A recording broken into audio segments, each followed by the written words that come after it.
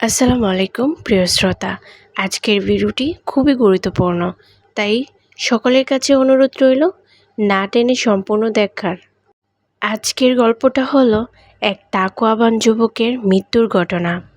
ইমাম ইবনুল কাইয়িম রাহিমাহুল্লাহ ঘটনাটি বর্ণনা করেছেন। এক নেককার যুবক মৃত্যুবরণ করেছিল, যে ছিল অত্যন্ত নেককার এবং তার পিতার অনুগত। তার মৃত্যুর কারণ ছিল যৌনিক এক নারী তার প্রতি আসক্ত হয়ে গিয়েছিল। সে ওই যুবকের কাছে চিঠি পাঠিয়ে তাকে অনৈতিক কাজের জন্য আহ্বান জানায়, অথচ সেই নারী ছিল বিবাহিতা। মহিলাটি বারবার তাকে এজন্য পীড়াপিড়ি করতে লাগলো।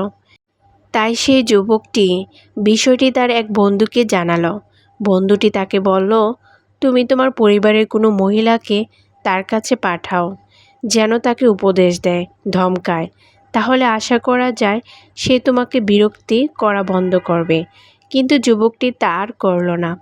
এরপর সেই নারী আবার বার্তা পাঠালো, তুমি যদি আমার কাছে না আসো তবে আমি নিজেই তোমার কাছে আসব। তবুও যুবকটি দৃঢ়ভাবে তাকে প্রত্যাখ্যান করল।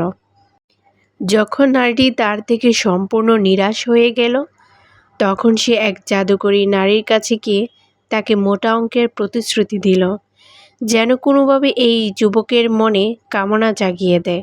জাদুকরী সেই কাজ করল। এক রাতে যুবকটি তার পিতার সাথে ছিল। হঠাৎ করে সেই নারীর কথা জাদুর প্রভাবে তার মনে উদয় হলো।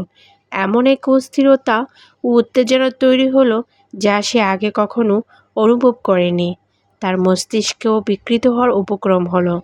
তৎক্ষণাৎ সে উঠে সালাতে দাঁড়ালো, আল্লাহর কাছে আশ্রয় প্রার্থনা করতে লাগলো। কিন্তু অবস্থা আরও তীব্র হতে লাগলো। অবশেষে সে বলল, হে আমার পিতা, আমাকে শিকল দিয়ে বেঁধে ফেলুন।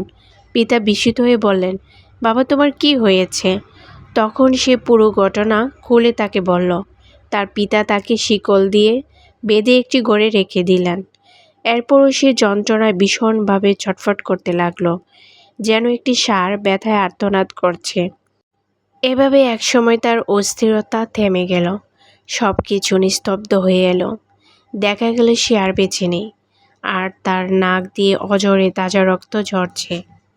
সুবহানাল্লাহ, কত সুন্দর তাকওয়াবান ছিল ভাইটির মধ্যে।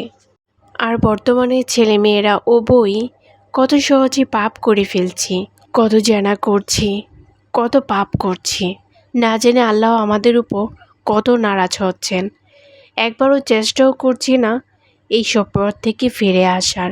একবারও ভাবছি না এই ভয়ঙ্কর পাপ আমাদেরকে খুব সহজেই জাহান্নামে প্রেরিত করবে।